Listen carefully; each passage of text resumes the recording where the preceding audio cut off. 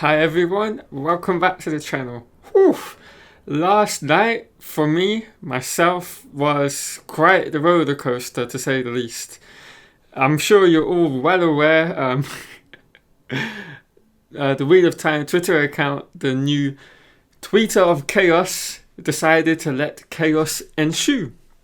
And what happened was we had two deleted tweets in the matter of seconds, which left the whole of the community scrambling, trying to see what happened. Did someone tweet? Was there something tweeted and deleted? Luckily, a few people that were stupid quick managed to get a screenshot, and we saw that the post was indeed the script of season 2, well, at least the front cover of season 2, episode 1 script. So with that being said, it was a mistake, although I have my doubts about that. I don't see why you would make that mistake twice. Once, yes, twice. It leaves a lot left for me to wonder. So, that being said, fast forward a couple of hours later while I'm asleep, and this tweeter of chaos once again says Rafe is going to do a Q&A today. So that's what we're going to be doing in today's video. We're going to be going over the 20 plus questions. I haven't looked at them yet. I'm going to go over them, give you my thoughts on them all, and see what there is to be read and to be gained from them. So yeah, without further ado, let's jump right in. So to celebrate the wrap of season 1 this Tuesday and the green light of season 2 of the Wheel of Time, ask me anything. So, the first question is, what's the average running time of each episode? That's a very good question. So, Rich Rafe replies, Amazon is great because each episode doesn't have to fit an exact time like you do in network TV. That's very true. And these episodes are epic. So we are clocking in between 50 and 65 minutes each. Whoo! Just think about that for a second.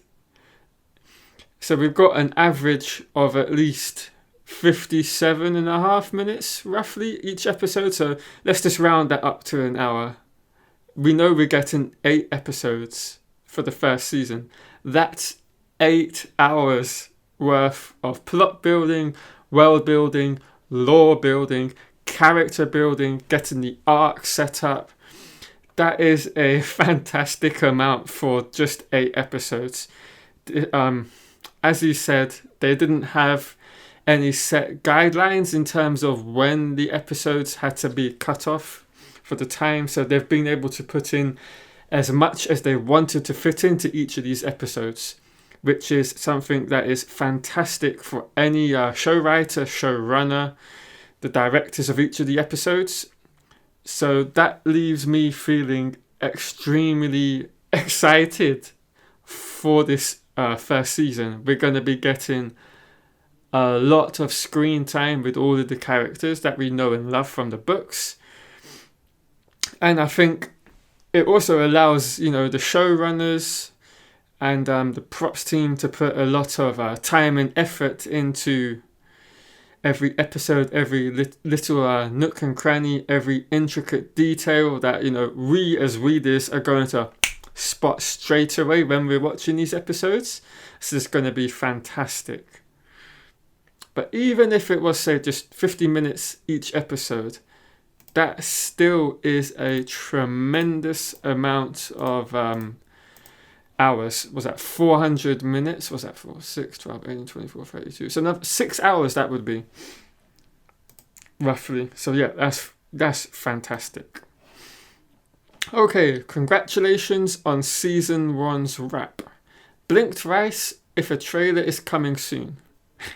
I'm actually surprised he's answered this, but he hasn't as well, as you can see from the emoji on the screen. Yeah, I'm pretty sure we can expect a trailer sometime soon in the very near future. I would say within maybe the next month or 2, if not sooner. There's something to keep an eye on, to say the least. Right, so next question.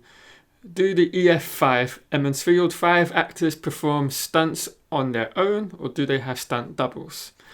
Everyone on the show has a stunt double, but mostly our actors are really amazing with the physical stuff and do their own stunts. I'm the only one who's always falling. Okay. So yeah.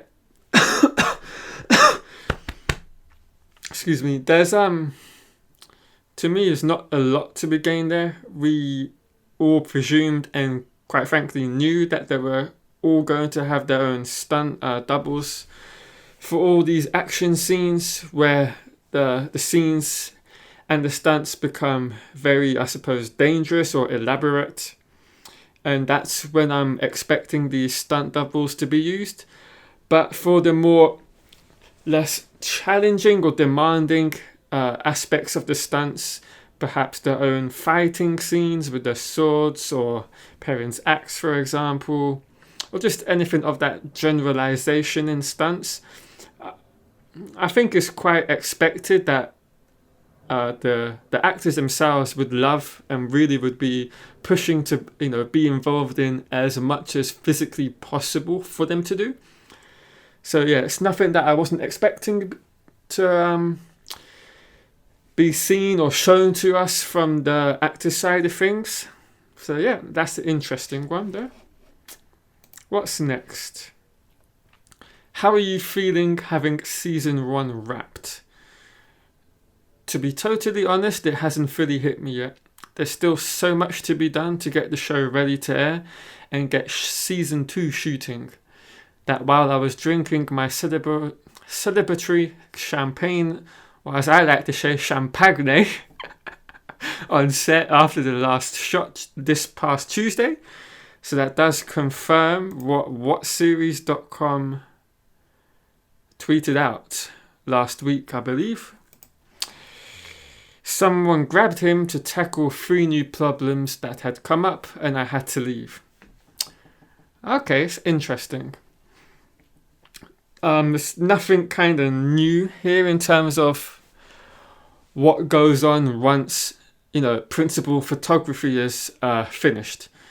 What happens then is you've got basically all the raw footage for all of the episodes that you've been shooting and filming. And then it's all up to the post-production teams, all the editors, visual effects artists, the audio, the soundtrack people. It's all up to them then to mold everything together into cohesive episodes that fit the mold and the stylizing that they've had from, before with all the previous episodes, especially when you're having to consider the fact that there's been a couple of huge gaps in between filming because of obvious reasons. And so, yeah, I think for the next 5 to 6 months, right up until the air date, whenever that may be, there's going to be a lot of post-production work going on with these episodes that they've had to continue editing. So yeah, that's something perhaps you might not have known about what happens in post-production. Right, what next? What character that didn't appear in season 1 but does appear in season 2 are you most excited about? I can already tell where this particular question from the person is going. They're essentially asking, are we going to get bloody Elaine in season 2? And Rafe conveniently leaves it a bit vague and says, starts with EL. Well, that leaves a lot left to be discussed and potentially who that could be.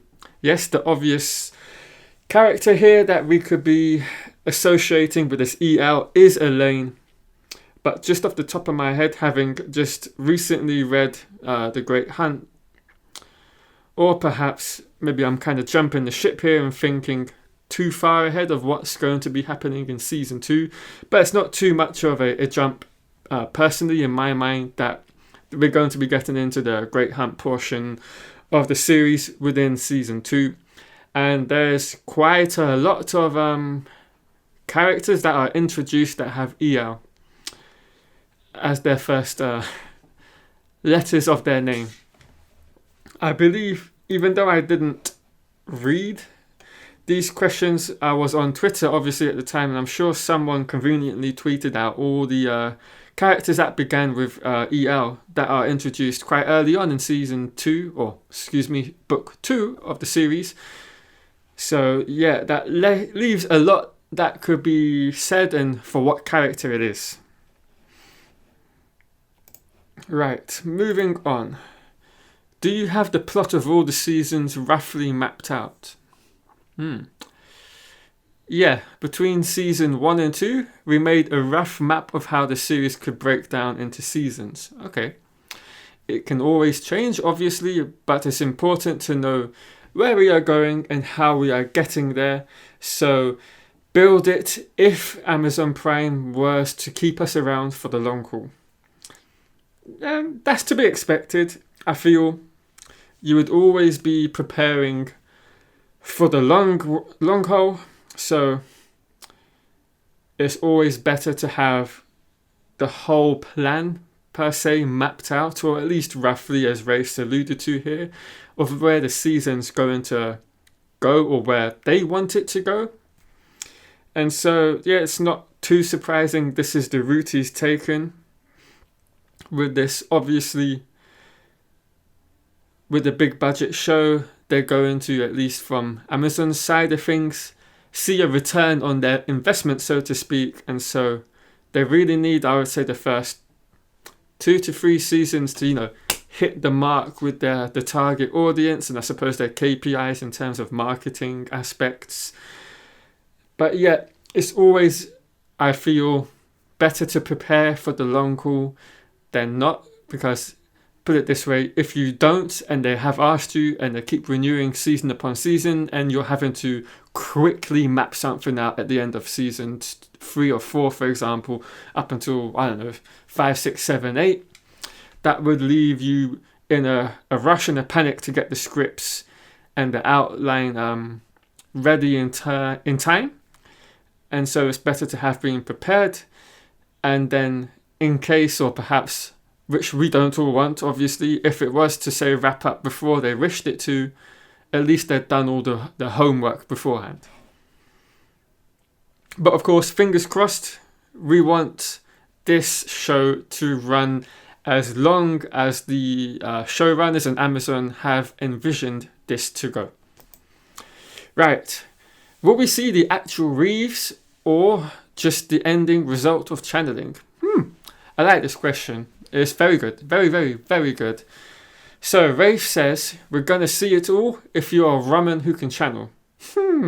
Okay, so this is an interesting reply to this question. It leaves you, in my mind, going down 2 possible routes with this answer.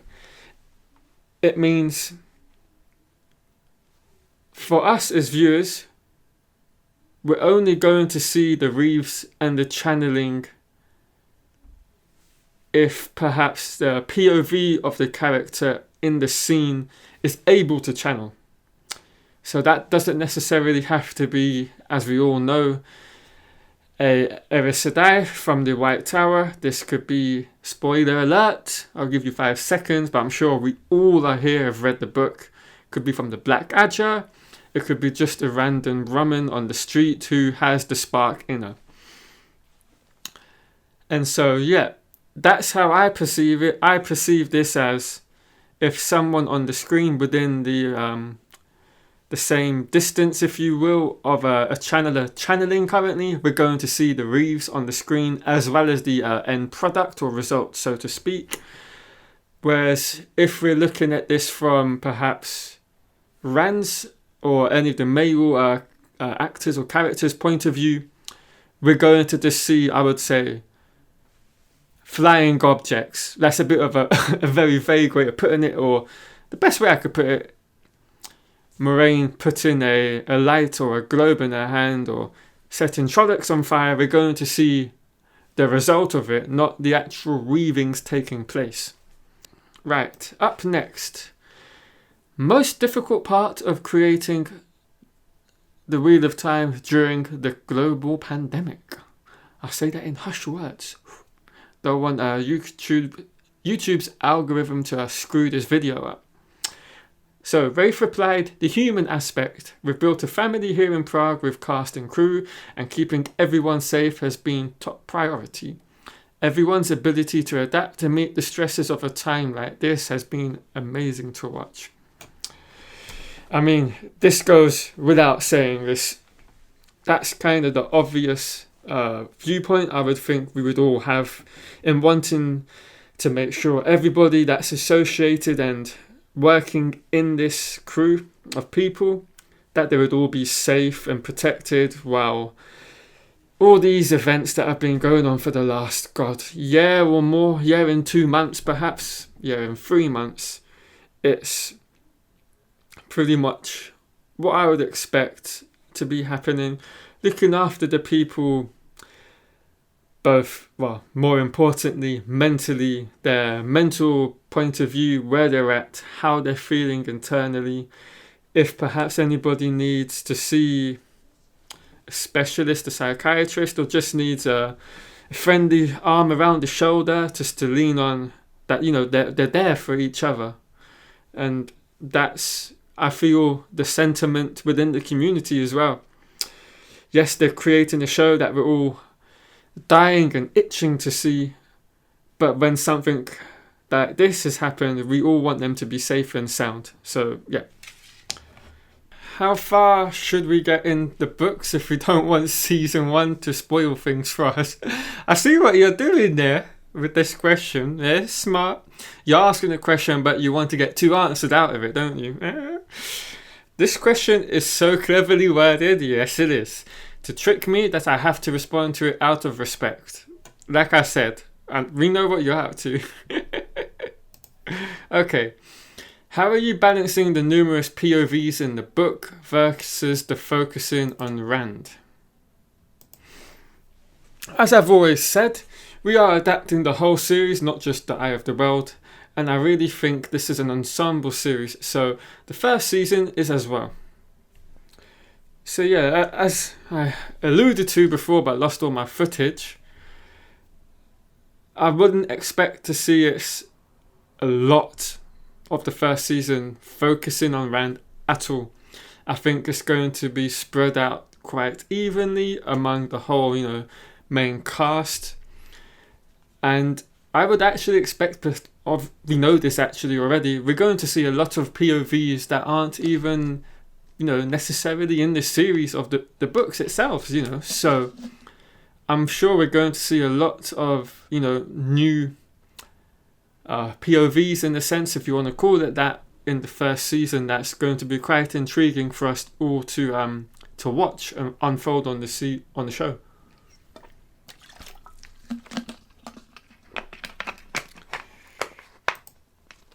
Will we see Forsaken in season 1? Everybody wants to know that. Some people see Forsaken everywhere. So that's an interesting way of answering it, shall we say. Is he saying in very much way the Forsaken are the yang to the light? Yin and yang, dark and light, light and dark even.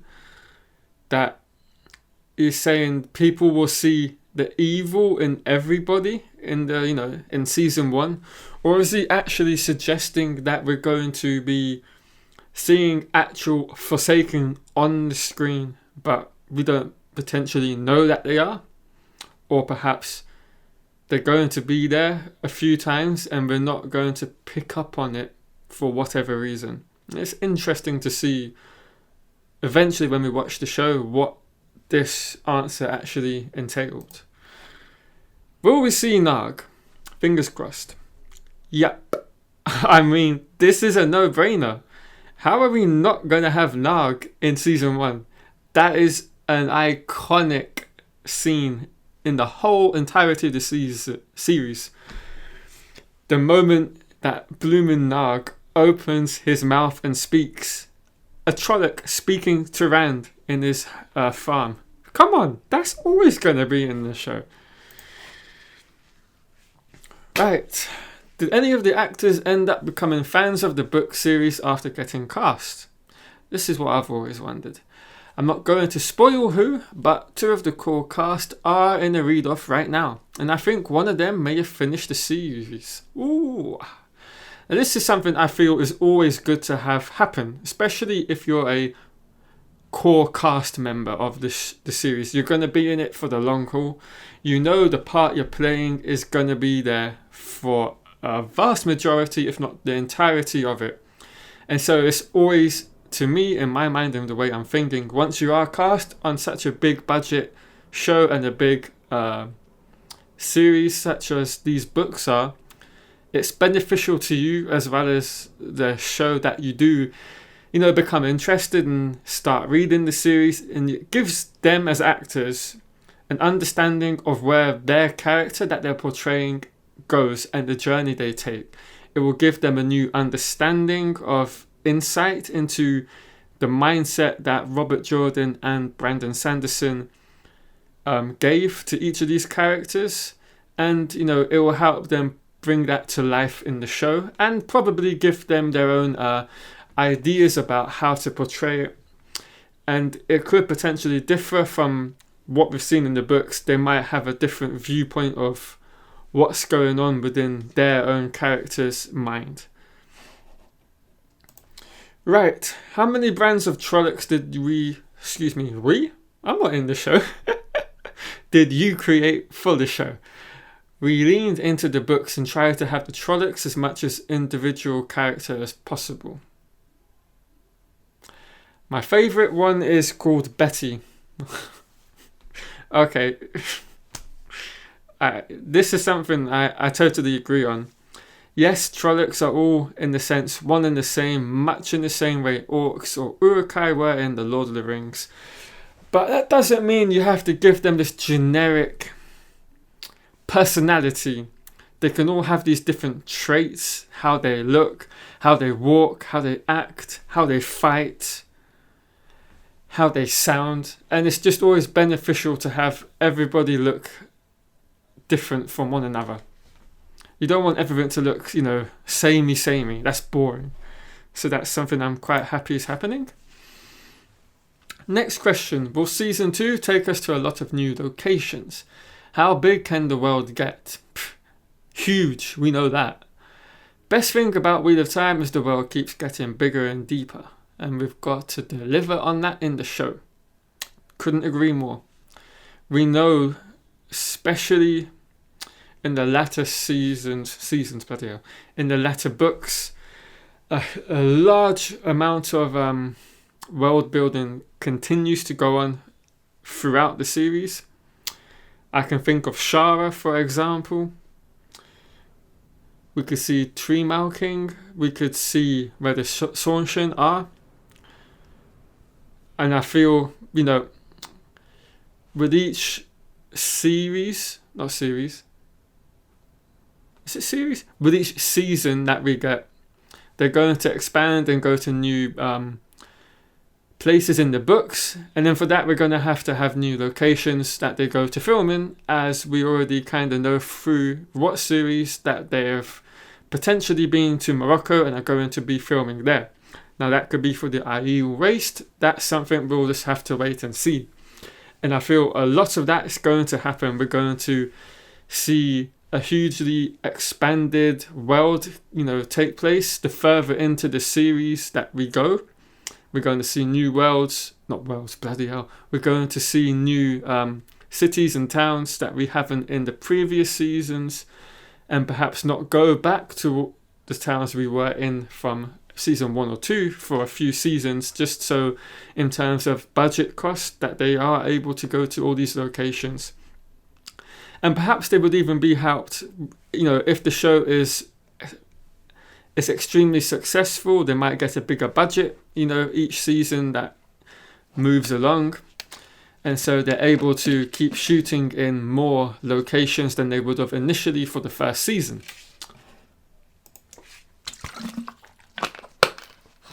Please ask Amazon Prime if they do a sweepstakes for a fan to be an extra on the show. He agrees. This is something I've hoped and wanted to see, happen at some point in time. I feel it'd be fantastic for whoever would win that.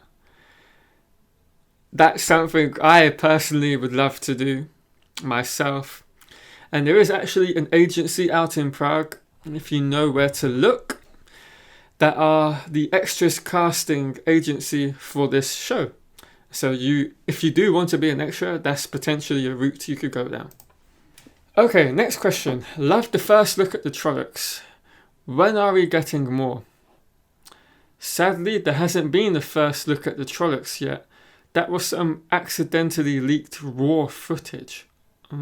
Interesting. We work so hard to make the show. It's always a shame when when you guys see stuff outside the way we have planned. I'll tell you one thing. When I met the directors for season 2 who'd seen the pilot, they all had one thing to say: those Trollocs. Okay, that's interesting, because it was obvious that was not meant to be shown to us. That was an accidental leak, if you want, from Amazon Germany. And a lot of people picked up on that this Trolloc looked a bit weird in its movements, of how it interacted. And so to see and hear and read Rafe say that wasn't really a first look at the Trollocs and how they're going to be, I feel leaves us with more hope, I suppose, in a way, that they're going to be epic. Because that's what we want at the end of the day. We want all these Shadowspawn to be as scary and dangerous and deadly as possible. And for them to have a real impact, and feeling that they're not just in a sense, a prop on the show. Or we've got to have bad people or bad stuff happening. They have to have a presence of danger about them. Are you planning a book per season, or are there adaptations and inclusions from multiple? We have to combine. Madeline Madden and Joshua would be 45 when we finish otherwise. I hope I didn't get Joshua's name pronunciation wrong. I remember that I was at one point doing that, and I kind of feel like I might have done that again there. So that's kind of confirmation. We kind of were thinking they were going to have to do that, and potentially might have for season 1. Whether that's the case for season 1, we don't know. We're going to have to wait and see. But I feel that's certainly going to happen, I would say, moving forward into the later seasons, if not already for season 2. Will Lan's cool cloak be featured in the show? I love Lan's cloak in the show, but much like Ares Sedai agelessness, if it's an effect that's going to cost a fortune every time a character is on screen, it's a bad use of our money. Unless you want to see all of season 1 in the Rhinespring Inn, then you can have colour changing cloaks. And yeah, I totally get where he's coming from with this reply. There's so much more important aspects that they have to get right with this budget that they have, that if it really is going to take up a lot of that just for a cloak to be on screen, or the Ares Sedai ageless, it's going to dramatically take away from the rest of what they're trying to create and build. And so for me personally, I totally don't mind if these Ares Sedai don't look ageless, don't have the agelessness that we all know and have come to expect from them in the books.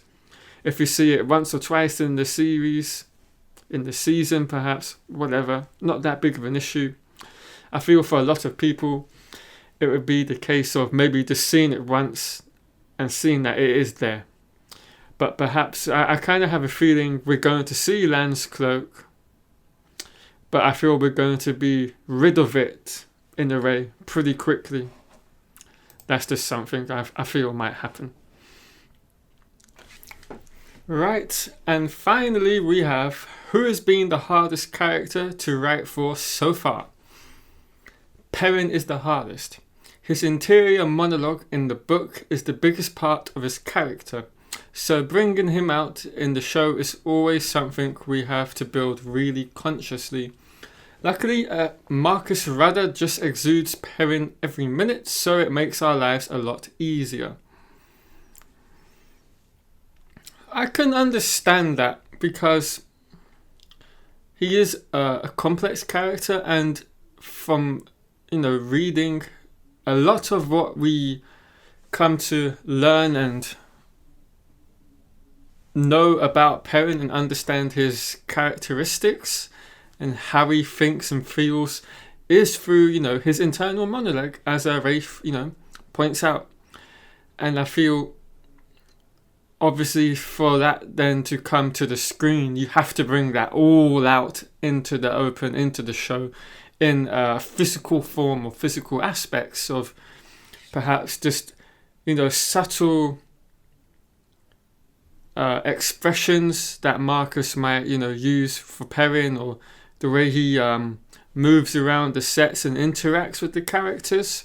Because let's not forget, Perrin is written in a way that he's extremely stocky or built up, big, as well as being tall. And he's always had this consciousness of that fact. Like myself, actually, it's kind of why I felt very much in tune with Perrin from the get-go. Admittedly, I'm not anywhere near as muscly or as big in that sense, but I'm well over 6 foot, and we tower over a lot of people, and it can be intimidating, especially for women. It's stuff I notice, especially if it's you're in the street or whatever, and it's just you and a woman, and you're just happening to go the same route. You get the looks over the shoulder, and you're like, oh. So I understand and sympathize with Perrin, and with Marcus having bulked up for this role and now gotten into the shape everybody was worried he wouldn't ever be in. That's what I feel he's going to have to pick up on. He's like a gentle giant, Perrin. He's someone that very much is always trying to make sure he's not treading on people's toes, being polite and courteous. He likes to internalize a lot of what's going on and not make, rash and harsh and quick decisions. He likes to think and study them and understand everything from every aspect, which I understand again.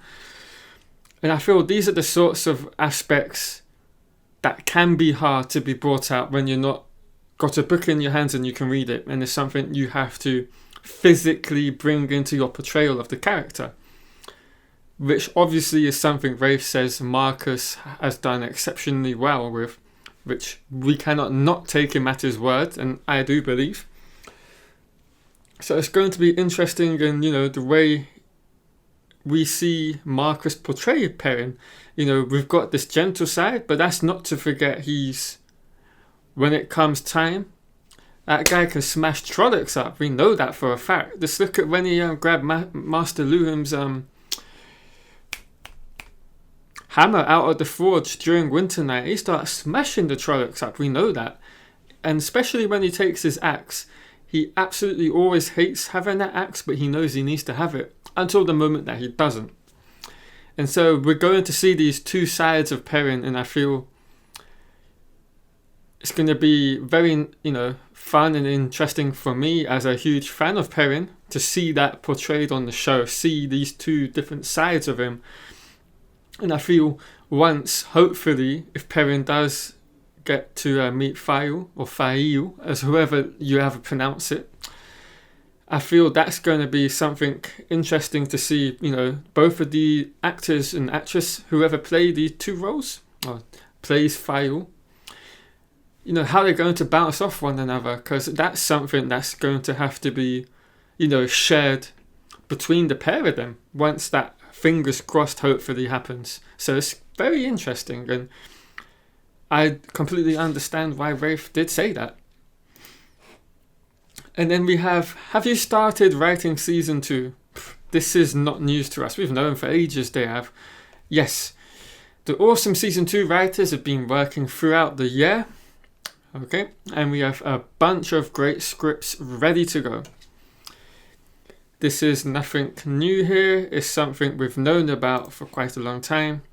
And as you've seen today, we've seen the front page of the episode 1 of Season 2. So yeah, really looking forward to seeing when they can start shooting and how that's going to, shape and take form when we finally watch Season 1 going into 2. And that finally is the end of the video. I hope you've all enjoyed it. This has been far and away my longest video to date. So I hope I haven't bored you too much. If you've enjoyed the video, please leave a like. Comment down below anything that's, caught your ear or your eye, then you may have a different perspective or opinion on. I'd love to hear from you on those. And if you're new around here, don't forget to subscribe. I'm guessing hardly any of you will be watching this after 20 plus minutes. But hey, you never know. Thanks for watching once again.